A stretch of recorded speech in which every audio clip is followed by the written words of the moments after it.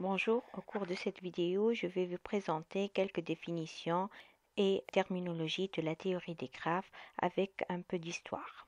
La théorie des graphes est un outil puissant de modélisation et de résolution de problèmes concrets. En effet, la théorie des graphes constitue une partie fondamentale de la recherche opérationnelle. Elle est utilisée pour la représentation de problèmes tels que la circulation dans une ville, évolution des états d'un système, pour la résolution des problèmes tels que les problèmes de plus court chemin, de flot maximum, etc. L'origine de la théorie des graphes date de 1736 par Leonhard Euler, qui a voulu tracer un itinéraire dans la ville de Königsberg. Cette ville est traversée par le Prégel qui coule de part et d'autre de l'île et possède 7 ponts. Voici un mapping de cette ville-là. Le problème de l'heure consiste à déterminer s'il existe ou non une promenade dans les rues de Königsberg permettant de partir d'un point donné, de passer une et une seule fois par chaque pont de cette ville et de revenir à son point de départ. Pour ce faire, Euler a essayé de schématiser ce problème sous forme d'un graphe, dont les sommets représentent des rives. Donc, il a essayé de schématiser le problème sous forme de dessin comportant des sommets et des arêtes reliant ces sommets. La théorie des graphes a été ensuite utilisée pour modéliser des circuits électriques, puis a trouvé de nombreuses applications dans différents domaines tels que les sciences sociales, la chimie, la psychologie, l'industrie, la géographie, l'informatique, etc.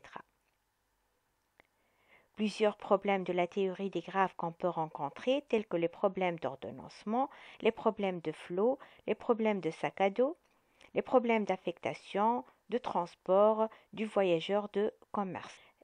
Commençons par définir la notion de graphe. Un graphe est un dessin géométrique défini par GXU où X est un ensemble de points reliés entre eux par un ensemble de lignes ou de flèches appelées arêtes ou arcs. Chaque arc ou arête a pour extrémité deux points éventuellement confondus. Un arc est un couple de sommets, donc un élément du produit cartésien x fois y, x fois x. C'est le plan de circulation à sens unique d'une ville où chaque localité est représentée par un point et chaque route par un arc orienté.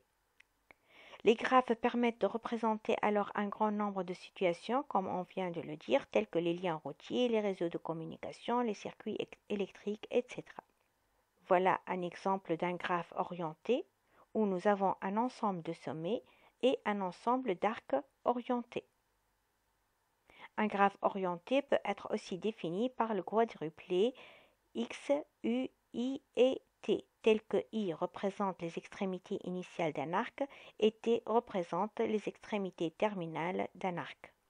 Voilà l'exemple de l'arc U1 où A représente l'extrémité initiale et B l'extrémité terminale. Passons à la notion d'adjacence. Donc deux arcs sont dits adjacents s'ils ont une extrémité commune, comme dans cet exemple. Donc U1 et U3 sont adjacents. Deux sommets sont dits adjacents si un arc les relie. A et B sont adjacents. Une boucle, c'est un arc qui part d'un sommet vers le même sommet. Successeur, on dit que Y est successeur de X s'il existe un arc ayant X comme extrémité initiale et Y comme extrémité terminale.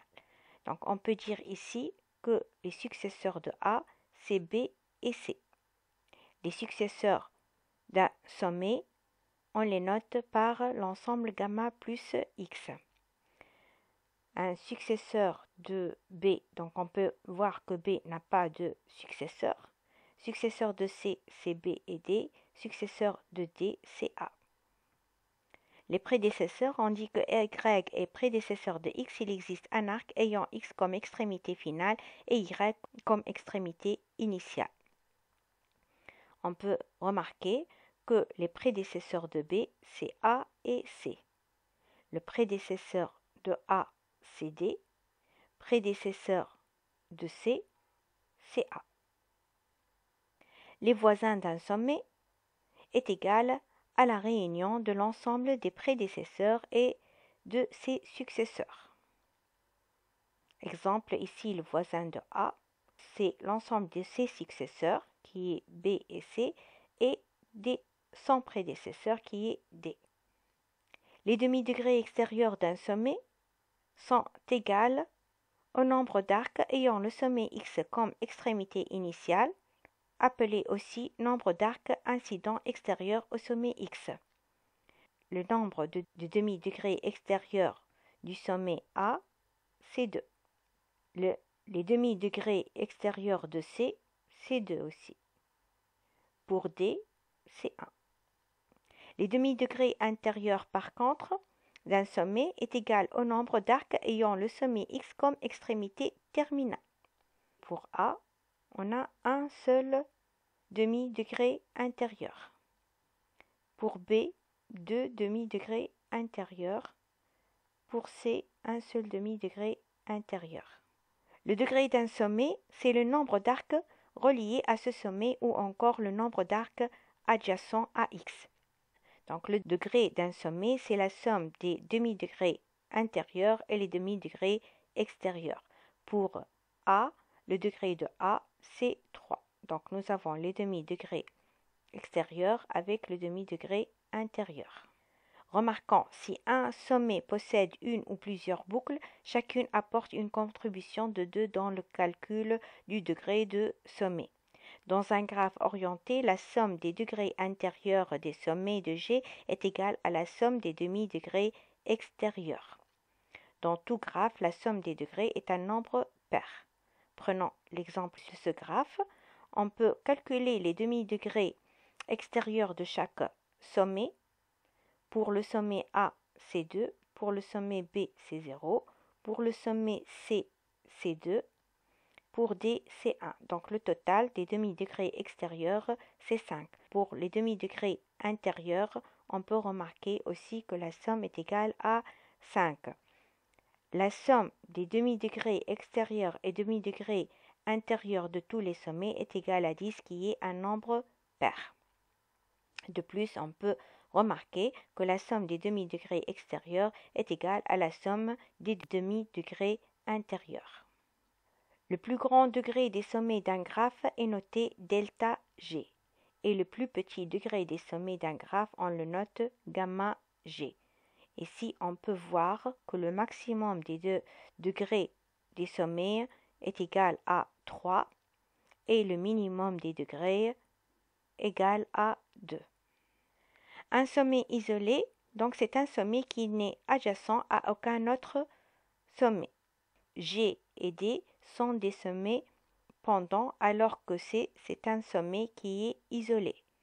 Isolé, c'est-à-dire il n'est pas adjacent à aucun autre sommet. Par contre, un sommet pendant, c'est un sommet s'il n'est adjacent qu'à un seul sommet. On peut voir ici que D n'est adjacent que seulement à E. Et G n'est adjacent seulement qu'au sommet A. Un chemin, donc c'est une suite d'arcs, tels que l'extrémité initiale d'un arc et l'extrémité terminale de l'autre arc. Le chemin est élémentaire s'il ne comporte pas plusieurs fois le même sommet. Un chemin simple s'il ne comporte pas plusieurs fois le même arc.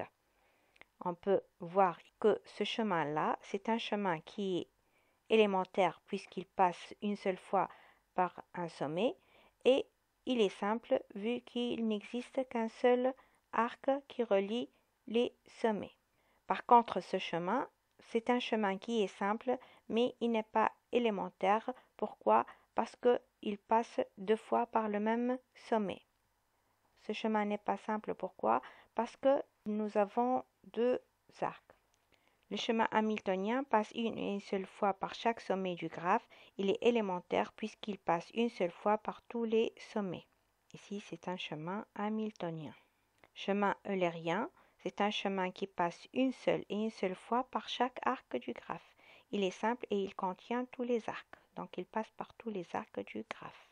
Un circuit, c'est un chemin tel que l'extrémité initiale de l'arc UN égale à l'extrémité initiale de l'arc U1. Donc, on peut voir ici que c'est un chemin qui part du sommet et revient au même sommet. Donc, d'une façon générale, un graphe orienté, c'est un graphe qui est constitué par un ensemble de sommets et un ensemble d'arcs. Les degrés entrants pour un sommet A, c'est 1. Les degrés sortants, c'est 2. Et le degré de A, c'est 3, qui est égal à la somme des degrés entrants et des degrés sortants. Un chemin, un circuit. Passons maintenant à la notion de graphe non orienté. C'est un graphe qui est constitué d'un ensemble de sommets et un ensemble d'arêtes. Dans un graphe non orienté, la notion d'ordre n'est pas importante. La relation entre deux sommets est représentée par un arc non orienté appelé arête. Une arête dont les extrémités sont confondues est une boucle. Une arête peut être transformée en deux arcs de sens différents. Au lieu de parler d'un chemin, ici on parle d'une chaîne. Une chaîne alors est de longueur n qui est une suite de n arêtes reliant un sommet x à un autre sommet y. Nous pouvons la définir comme suit. Distance entre deux sommets x et y est la longueur de la chaîne la plus courte qui les relie. Ça, c'est une chaîne simple. Nous pouvons passer qu'une seule fois au maximum par une arête et par conséquent ayant une longueur maximale égalant le nombre d'arêtes. Ici, le nombre d'arêtes, c'est 4. Une chaîne hamiltonienne est une chaîne qui passe par tous les sommets d'un graphe. Une chaîne eulérienne, c'est une chaîne passant une seule fois par toutes les arêtes d'un graphe. Cette chaîne a comme particularité qu'elle doit avoir seulement deux sommets de degrés impairs. Voilà, ici on peut remarquer que nous avons seulement le sommet B et C qui sont de degrés impairs. Par contre, cette chaîne-là n'est pas une chaîne eulérienne, puisque tous les sommets sont de degrés impairs. Un cycle, il part par le même sommet et revient au même sommet. Donc un cycle simple ou cycle élémentaire est un cycle ne pouvant passer qu'une seule fois au maximum par arête et par conséquent ayant une longueur maximale égalant le nombre d'arcs d'un graphe. Le cycle eulérien, c'est un cycle qui passe une seule fois par tous les arêtes. On remarque ici qu'on n'a pas de cycle eulérien, vu que on ne passe pas par l'arête BD. Existe-t-il ici un cycle eulérien? On peut remarquer que oui, on peut trouver un cycle eulérien. Un cycle hamiltonien est un cycle passant une seule fois par tous les sommets d'un graphe et revenant au sommet de départ. Voilà, il passe par tous les sommets du graphe. La somme des degrés d'un graphe non orienté est égale à 2 fois le nombre d'arêtes. Prenons l'exemple tournoi d'échecs oppose n personnes. Chaque joueur doit rencontrer tous les autres participants. On peut représenter cette situation par un graphe pour n égale à 4, n égale à 5 et n égale à 6. Combien doit-on avoir de rencontres? Donc, voilà les différentes possibilités de rencontres qu'on peut avoir. En calculant la somme des degrés, on peut trouver que c'est égal à 12. Donc, il y a 6 matchs. 12 sur 2, c'est 6. Ici, 20 sur 2, donc 10 matchs. Et 30 sur 2, donc 15 matchs. Les graphes non orientés, ça c'est le nombre de degrés qui est égal à 3. Concernant la connexité, on dit que deux sommets x et y ont une relation de connexité si et seulement si il existe une chaîne entre x et y. Un graphe connexe est un graphe dont tout couple de sommets peut être relié par une chaîne de longueur n supérieure à 1. Composante connexe, c'est une composante qui est l'ensemble des sommets qui lui sont reliés par une chaîne. Exemple d'un graphe connexe qui est composé de chaînes entre les sommets de A à E. Donc c'est un graphe qui est connexe, qu'il possède une seule composante connexe. Ici, c'est un graphe qui n'est pas connexe, mais qui possède des composantes connexes. On peut distinguer entre les graphes non orientés et le graphe orienté. Donc dans le graphe non orienté, on parle de sommets, d'arêtes, de degrés, voisins, adjacents, chaînes, cycles, connexité. Par contre, dans le cas d'un graphe orienté, on parle de sommets, mais au lieu de parler d'arêtes, on parle d'arcs. On a des demi-degrés intérieurs et extérieurs. Au lieu de dire voisins et adjacents, généralement on parle de successeurs et de prédécesseurs. Au lieu de parler de chaîne, on parle de chemin. Au lieu de parler de cycle, on parle de circuit. Et on a aussi la notion de forte connexité dans le cas de graphe orienté. Le graphe pondéré, c'est un graphe qui est défini par le triplet XUC où C est la fonction de coût. Par convention, C représente le coût ou le poids de l'arc. L'ordre du graphe, c'est le nombre de sommets du graphe. Un graphe eulérien, c'est un graphe qui admet une chaîne eulérienne. Ça, c'est un graphe simple qui est sans boucle ni arc multiple. Ici, c'est un graphe multiple puisqu'on peut trouver plusieurs boucles et plusieurs arcs. Un graphe qui est complet si tous les sommets sont adjacents. Par contre, un graphe non complet, on peut trouver des sommets qui ne sont pas adjacents, comme A et C ici. A et C. Un graphe complémentaire, donc ici nous avons le complémentaire de ce graphe. Pour le cas d'un graphe orienté et pour le cas d'un graphe non orienté. La réunion d'un graphe simple avec un graphe complémentaire donne un graphe simple complet. Donc on obtient ici un graphe qui est complet lorsque on combine le graphe avec son complémentaire. Un graphe planaire est un graphe dessiné sur un plan de façon que les arêtes ne se coupent pas en dehors de leur extrémité. Donc s'il y a une coupe ici, on peut faire extraire l'arc hors du graphe. Donc l'arc CB est redessiné pour obtenir un graphe planaire. Quelques définitions. Une face d'un graphe planaire est une région du plan limitée par des arêtes. La frontière d'une face est l'ensemble des arêtes qui l'entourent. La face infinie est une face illimitée, elle n'admet pas de contour et elle est unique. Les autres faces sont finies. Deux faces sont dites adjacentes si leurs frontières ont une arête commune. On peut voir par exemple que A, B, C sont des faces finies. D est la face infinie puisqu'elle n'est pas limitée. Les arcs U1, U2 et U4 sont les frontières de la face A. Les faces A, B et C sont adjacentes. Graphes isomorphes, on dit que le graphe non orienté sont isomorphes s'il existe une correspondance 1 à 1 entre les sommets du graphe G et le graphe G', tel que le nombre d'arêtes reliant chaque paire de sommets est égal au nombre d'arêtes reliant la paire de sommets correspondant dans G'. Exemple graphique celui-là, on peut voir la correspondance entre les sommets des deux graphes. Voilà, G, ça correspond à 5 ici. B, ça correspond à 6.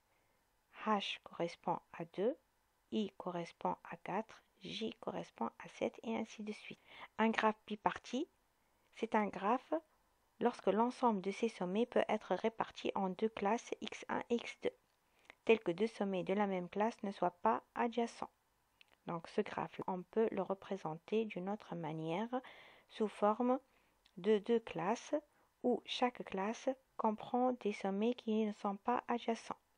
Un graphe est biparti complet si tout sommet de x1 est adjacent à tout sommet de x2. Si de plus le graphe G est simple, alors G est un graphe simple biparti complet. Exemple d'un graphe biparti complet. 3 représente le nombre de sommets de la première classe, 2 le nombre de sommets de la seconde classe, bien sûr qui sont non adjacents. Exemple, dans un atelier comportant 4 ouvriers où chacun peut effectuer de 1 à 3 tâches, les possibilités d'affectation des ouvriers aux différentes tâches sont représentées par le graphe suivant.